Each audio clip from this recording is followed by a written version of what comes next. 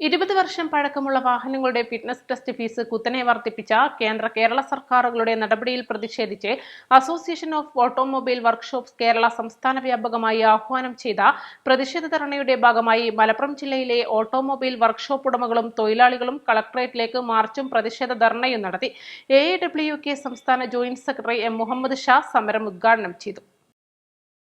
Automobile workshop മേഖലയെ സംരക്ഷിക്കുക, അന്തരീക്ഷ മലിനീകരണത്തിന്റെ പേരിൽ സാധാരണക്കാരായ വാഹനോടമകളെ കൊള്ളയടിക്കുന്ന നികുതി വർധനവ് ഉപേക്ഷിക്കുക, സർക്കാർ നീതി പാലിക്കുക, വാഹനങ്ങളുടെ രജിസ്ട്രേഷൻ പുതുക്കൽ നികുതിയിൽ ഇളവ് വരുത്തുക തുടങ്ങിയ ആവശ്യങ്ങൾ ഉന്നയിച്ചാണ് പ്രതിഷേധ മാർച്ചും ധർണയും നടത്തിയത്.